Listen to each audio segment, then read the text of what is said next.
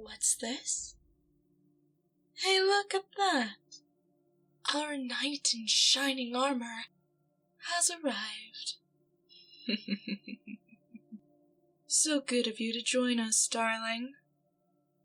Won't you please take a seat? I left that chair for you.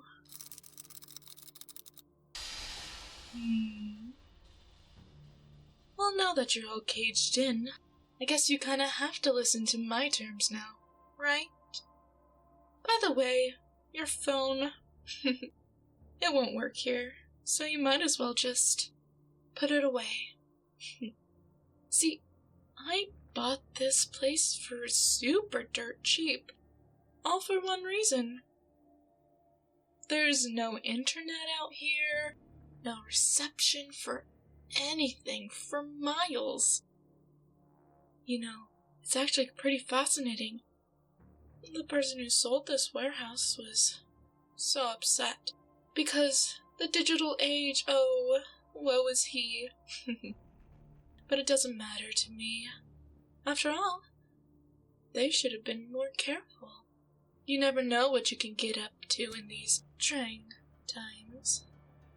So yes, I was the one who sent you the text, not her. Of course not. She is a little bit passed out right now. And intoxicated, one could say. Don't worry, she'll be fine. I made sure to create the proper concoction of sleeping pills to alcohol. She will be fine, and you will be fine as well, so don't you worry. Now that you're a little bit caged in, all you have to do is listen to me, right? Shall we start from the very beginning? When you said we'd always be friends, that you'd even marry me. Oh, I was starstruck.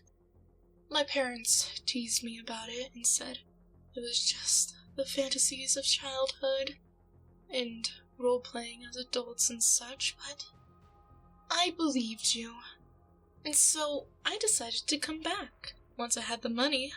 I mean, I knew you'd never leave that dusty old small town anyway, and you couldn't find me in such a big city, so I came looking for you. And what do I find but the love of my life wrapped around the arms of someone else? This one, actually. This lady right up here. Well, again, I worked for you all of my life. Everything I ever did was to get back to you. So, I kinda had to improvise a little bit. Our love is a fairy tale, you know, born from childhood fantasies and such. Well, when I was a child, I saw this contraption in an animated movie. I don't suspect they ever believed anyone would do it, and I did make a few modifications. See, instead of piranhas at the bottom of this little empty pit that's about 20 feet down, if I cut this rope and she drops, well, she's tied to a chair, and there's a swimming pool at the bottom, filled to about 13 feet.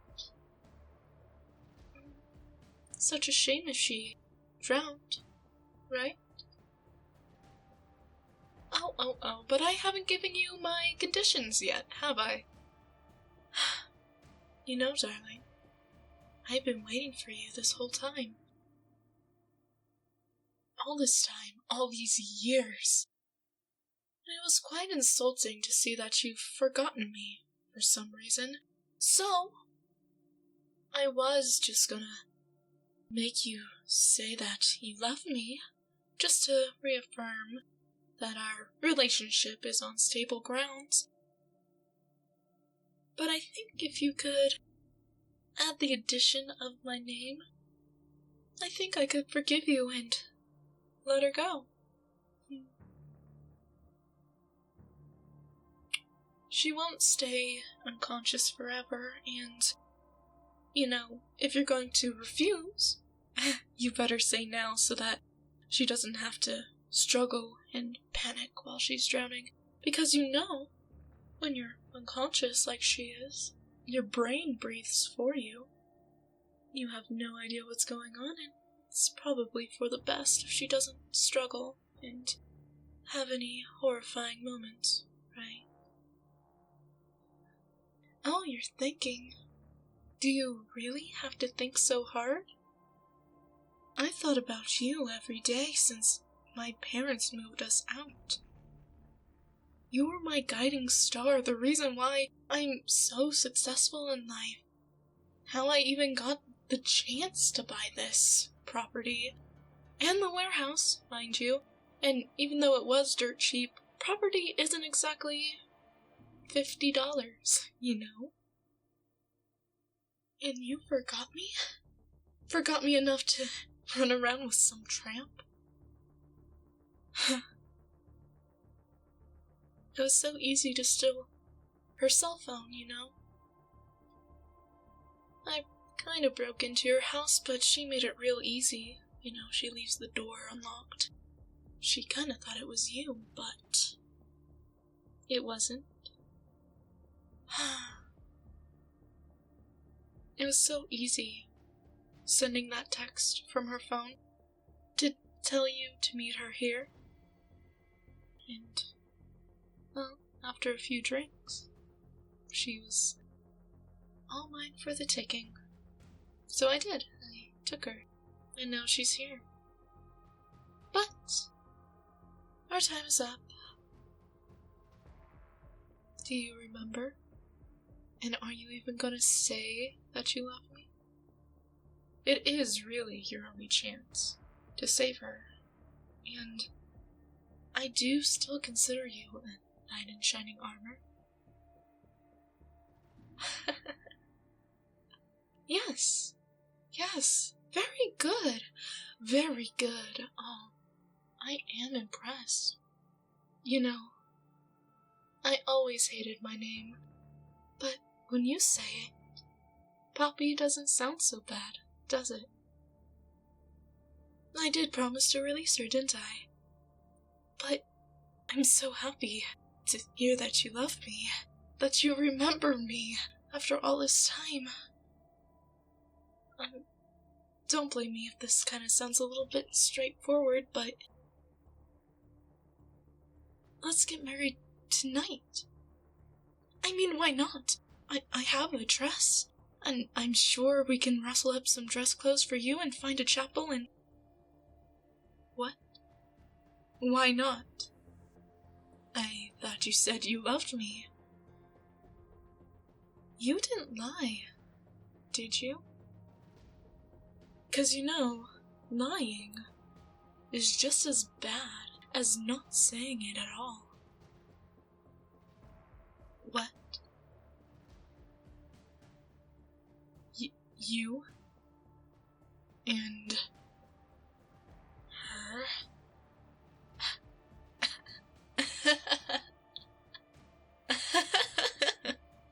How quaint. If you were going to run off and get married, you should have told me before I left. You should have contacted me somehow, so that I didn't have to spend my life looking for you. And you went off and got married? Oh, my. Well, I hope you got a chance to say goodbye to your wife. It's lucky that you said that before she started stirring. I would still hate for her to have to experience that. Then again, maybe I should have woken her up. Maybe she should understand the suffering that I'm going through right now. I need to compose myself. I'm shaking so bad. She's gone. She's gone. She's out of my way. But you're still crying over her? What's the point? What do you mean, I'm out of line? That was so unexpected. No, Poppy. You shouldn't have done that. That was so evil. I don't care. I don't care. I have spent my life pursuing you, and that's how you repay me? Marrying some tramp? I hardly can believe it. Oh, shake that door, rattle the bars, go ahead. You're not getting out. You can't come at me, and I have the only key to that little reinforcement that I dropped there earlier. So no, you're not leaving. No police will come. There is no ambulance. There is nothing for you except me. You will fall in love with me, for certain. You're going to love me. I'm not going to let you just be a liar after all these years. No, I'm going to take care of you. I'm going to feed you, and I'm going to make sure you're warm every day. I'm going to treat you well. You'll be the greatest trophy spouse anyone could ever have. Except, I guess now, we can't really get married without any suspicion, now can we? Why did you have to go and ruin my plan? It was masterful. I was just gonna approach you and we were gonna go out to dinner and hit it off again. Would be like old times. Now I guess I have to go find you food and a bed and some water and maybe a bucket to excrete in. What a joke. You're so pathetic. Sitting there bawling. She couldn't have meant that much to you. She couldn't have. After all, you're a liar. You marrying her? That's no promise. Those vows didn't mean anything. Why would they? Yours, to me, didn't mean anything. After all this time, all you've ever done is throw me curveballs and smoke and mirrors and all of that. But tonight, it ends. Tonight, our adult relationship begins for certain, and I will not let you mess it up.